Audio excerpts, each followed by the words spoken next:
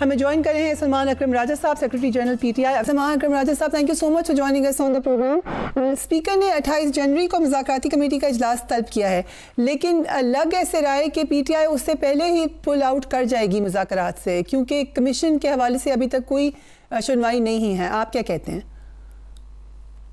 जी, ऐसा ही है। हमारा मौक़िफ़ बिल्कुल वाज़ेह था। आखिरी जो नशस्त हुई है कि अगली नशस्त तभी होगी अगर उससे पहले ये इकरार हो जाए, ये बात मान ली जाए कि हमने सच्चाई जानने के लिए 2 कमीशन कायम करने। कमीशन अपना आज़ादाना काम करेंगे, वो जो भी हकीकत हो, जो भी सच्चाई थी उसको सामने लाएंगे। तो इससे भागने की अगर कोई कोशिश करता है तो फिर हम यही समझेंगे कि कोई नीयत नहीं है बात को आगे बढ़ाने की। इस मुल्क में हम समझते हैं कि सच के बगैर जो है किसी किस्म की रिकन्सिलिएशन नहीं हो सकती, कोई मुफाहमत नहीं हो सकती सच के बगैर। सच ये है कि हमारे वोट को लूटा गया, सच ये है कि हमारे लोगों को अगवा किया गया, सच ये है कि हम पे झूठे मुकदमे बनाए गए, सच ये है कि एक जबर की फिजा है। तो इसको आ जाने दीजिए सामने, ताकि हम सब इससे आगे बढ़ें और हम ये फैसला करें कि इस मुल्क ने ऐसे नहीं चलना। हम सब ने इस मुल्क की तरक्की में, इस मुल्क की फलाह के लिए अपना रोल अदा करना है, लेकिन वो रोल अगवाकारी और जबर से नहीं होगा। बट राजा साहब, अगर लेट्स से कि एक कमीशन पे मानती है हुकूमत और दूसरे कमीशन पे वो कहती हैं कि सोचेंगे, या अभी वो आपसे कहें कि आप लोग आ जाएं, हम बातचीत करते हैं, कुछ मामलात हैं जिस पे हमें क्लैरिटी नहीं है, वो डिस्कस कर लें, फिर भी आप लोग यही कहेंगे कि नहीं, पहले ऐलान करें फिर बातचीत होगी? देखिए, हमारा मौक़िफ़ और जो हमारी इमरान खान साहब से मुलाकात हुई, जो इस वक्त पोजीशन है, वो बिल्कुल वाज़ेह है। अगर इसमें कोई तब्दीली आनी है तो वो सिर्फ इमरान खान साहब ला सकते हैं, फिर उनसे मुलाकात ज़रूरी होगी। लेकिन जब तक उनकी तरफ से कोई मुख्तलिफ राय नहीं आती तो हमारा मौक़िफ़ वही है जो तीसरी नशस्त में बता दिया गया। बट आज फवाद चौधरी साहब ने ट्वीट किया है, वो कह रहे हैं कि उनकी मुलाकात हुई है, वहाँ पे खान साहब ने कहा है कि सीनियर तरीन जजेस पर ये कमीशन हो। ये भी डिमांड है आप लोगों की? जी, हमने लिखा है ना उसमें कि या चीफ जस्टिस साहब खुद हों या ऐसे सीनियर जज हों जिन पे हमें इत्तफाक हो जिनसे। ये बिल्कुल हमने लिख के ये बात दी हुई है। राइट, बट एक और तासुर भी है कि 26वीं तरमीम के बाद अगर ये जुडिशल कमीशन बनता भी है तो शायद पीटीआई को कोई बहुत ज़्यादा फेवरेबल रिस्पांस नहीं मिलेगा। और अगर हम पाकिस्तान की हिस्ट्री में देखें तो कमीशन की रिपोर्ट्स मोस्टली कोई उनसे खातिर ख्वाह नतीजा नहीं निकला। Why are you asking for this judicial commission then? देखिए, कमीशन एक तरीका होता है सच को सामने लाने का। लोग आएंगे, पेश होंगे, अपनी बात बताएंगे, उनके साथ क्या हुआ। अफसरान भी आएंगे, वो लोग जो मातूब हुए हैं वो भी आएंगे। रियासत को भी मौका मिलेगा, अवाम को भी मौका मिलेगा बात करने का। बात करना बहुत अहम है। इस वक्त रियासत और अवाम के दरमियान राब्ता जो है, एक रिश्ता जो है, उसमें दरार आई है। हम समझते हैं इस तरह के कमीशन उस रिश्ते को बहाल करने के लिए ज़रूरी हैं, ताकि जो मातूब लोग हैं जिनके साथ जुल्म हुआ है वो अपनी बात कर सके और उनको अपने होने का, अपनी अहमियत का एहसास रियासत को दिला सकें कि ये लोग अहम हैं, इनकी बात को सुनना ज़रूरी है। तो ये बहुत ज़रूरी होता है ये अमल। राइट। मीनवाइल हमने एक और स्टेटमेंट देखी, ख्वाजा आसिफ साहब ने ये कहा है कि पीटीआई चाह रही थी कि उनकी बात हो जाए एस्टैब्लिशमेंट से, उनकी ये ख्वाहिश पूरी हो गई है, सो अब ये मुज़ाकरात हमसे करना इतने अहम नहीं है। क्या कहेंगे आप उनकी स्टेटमेंट पर? देखिए, वो शुरू दिन से ही मुज़ाकरात के अमल को समझता हूँ सबोताज करने के ख्वाहिशमंद रहे हैं। पहले दिन से उनके जो रिमार्क्स हैं, उनकी जो गुफ्तगू है वो यही थी कि कोई बात नहीं होनी चाहिए। जबकि पहले इतना अरसा ये कहा गया कि पीटीआई बात क्यों नहीं करती, सियासी लोगों से, हम हर सियासी ताकत से या जो नहीं भी हैं ताकत, उनसे भी बात कर रहे हैं। हम चाहते हैं इस मुल्क में एक सियासी इत्तफाक राय हो जमहूरियत के हक में, बुनियादी हुकूक के हक में।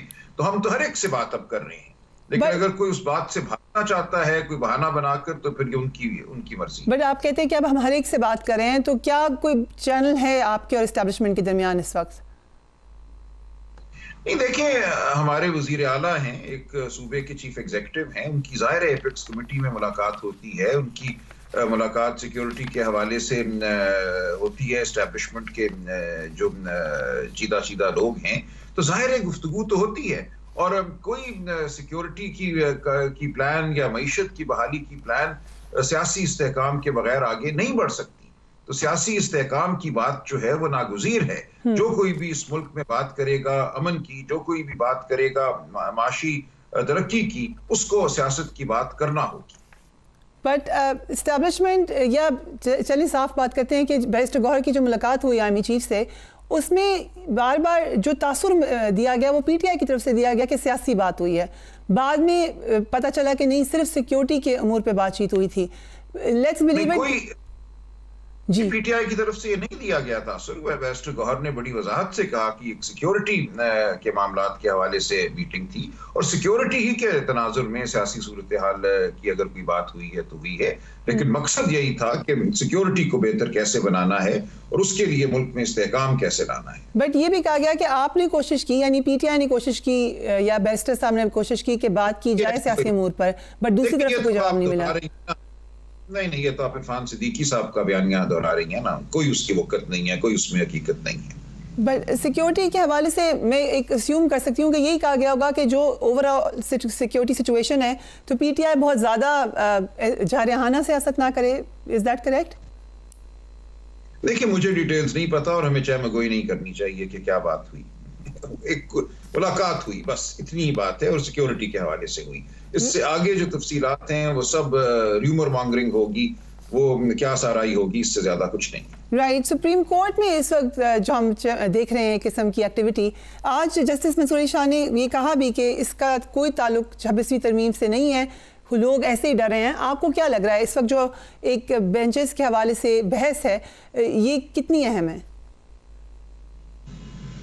देखिए, एक नाखुशगवार सूरत हाल है और सुप्रीम कोर्ट में इस किस्म की तफरीक होना कोई अच्छी बात नहीं है। मैं समझता हूँ जिन लोगों ने 26वीं आईनी तरमीम पास की, उनका मकसद ही ये था कि अदलिया को कमज़ोर किया जाए, अदलिया को बांट दिया जाए, अदलिया के अंदर तफरीक हो, कुछ लोग वाज़े तौर पे मंजूर नज़र हों मुक़तदरा के, कुछ लोग ना हों, कुछ को आप कॉन्स्टिट्यूशनल बेंच में बिठाएंगे, कुछ को नहीं बिठाएंगे, कुछ के पास ताकत दूसरे सुप्रीम कोर्ट के जजों से ज्यादा होगी। तो ये तो मकसद था 26वीं आईनी तरमीम का। जिन लोगों ने 26वीं आईनी तरमीम की है वो आज बहुत खुश होंगे कि जो उनका मंसूबा था वो कामयाब हुआ और जिस तरह वो अदलिया को इंतशार में देखना चाहते थे वो हमें नजर आ रहा है। तो इसलिए कोई अच्छी बात नहीं है, कोई खुशी का मौका नहीं है, लेकिन बहरहाल ये ख्वाहिश थी जिन लोगों की, वो ख्वाहिश पूरी हुई, मुल्क को नुकसान हुआ, मुल्क बहुत पीछे चला गया। राइट। चीफ इलेक्शन कमिश्नर की मुद्दत मुकम्मल हो रही है, क्या लाहेअमल होगा पीटीआई का इस हवाले से? देखिए, आइन में दिया हुआ है ना, उसमें जो तरीका है उसके तहत हम भी नाम देंगे, हुकूमत की तरफ से भी नाम आएंगे, वो प्रोसेस आगे चलेगा। हुकूमत की तो जाहिर ख्वाहिश होगी कि एक डेडलॉक रहे, बात आगे ना बढ़े, क्योंकि जब तक नई तकर्री नहीं होती यही साहिबान काम करते रहेंगे। तो हुकूमत तो जाहिर है इन साहिबान की कारकर्दगी से खुश होगी और उसकी वजह वाज़ेह है। हमारी कोशिश ये है कि नई तकर्री हो, आइन के मुताबिक हो और गैर मुतनाज़े लोगों की तकर्री हो। तो ये एक प्रोसेस है, लेकिन जिस तरह बाकी तमाम निज़ाम इस मुल्क में इस वक्त इंतशार का शिकार है, ये अमल भी उसी तरह आगे बढ़ेगा ना। कोई बात भी यहाँ सीधे रास्ते से तो आगे नहीं बढ़ेगी। हर जगह रोड़े अटकाए जाएंगे, हर जगह आइनी अमल को मुश्किल बनाया जाएगा, जो आइन की मंशा है उसको सल्ब किया जाएगा। तो ये तो हो रहा है इस मुल्क में, आप और मैं इसको देख रहे हैं। कभी ना कभी हम कोशिश करते हैं कहीं ना कहीं कि कोई बेहतरी लाई जाए, लेकिन एक तूफान है इस वक्त मुल्क के निज़ाम के खिलाफ जो काम कर रहा है। बार बार ये बात कही जाती है कि इस वक्त पीटीआई की जो मेन मसला है वो ये है कि इस्टेब्लिशमेंट से आपके ताल्लुकात ख़राब हैं।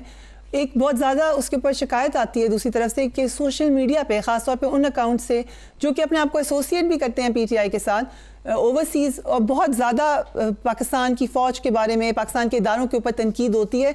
इसको रुकना चाहिए। इस पर कोई बातचीत हुई है पीटीआई में? देखिए, पीटीआई की यकीनन ये पॉलिसी नहीं है कि किसी भी इदारे को बतौर इदारा मातूब किया जाए। लाखों अकाउंट्स हैं या सैकड़ों अकाउंट्स हैं या बीसियों अकाउंट्स हैं जो बहुत नुमायां हैं, जिन पे हमारा कोई कंट्रोल नहीं है। इसलिए ये कहना कि उन अकाउंट्स पे क्या बात हो रही है उसके हम जिम्मेदार हैं, नहीं है हम जिम्मेदार। पीटीआई की पॉलिसी बिल्कुल ये है कि हम फ़ौज पाकिस्तान को जाहिर है पाकिस्तानी रियासत का एक अहम तरीन जुज़्व समझते हैं। जो कुर्बानियां हैं हमारे जवानों की, हम उनकी कदर करते हैं। हम समझते हैं इस मुल्क का मुस्तकबिल बिल्कुल इससे जुड़ा हुआ है कि अफवाज और अवाम के दरमियान रब्त रहे, बाहमी इज्जत रहे, एक जज्बा रहे मोहब्बत का।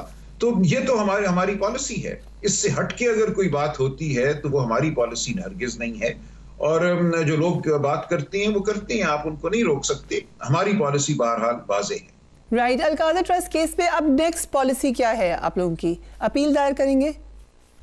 जी जाहिर है अपील दायर करेंगे। उसमें तो यही होना है, कमजोर तरीन फैसला है, हम अपील दायर करेंगे और जो कानून का तरीका है उसके तहत बात आगे बढ़ेगी और देखेंगे हम बात कहाँ जाती है। और हमें यकीन है कि यहाँ भी बरियत होगी। जैसे पहले मुकदमात तहलील हुए उनकी कोई वक़्त नहीं थी। ये कमजोर तरीन फैसला है।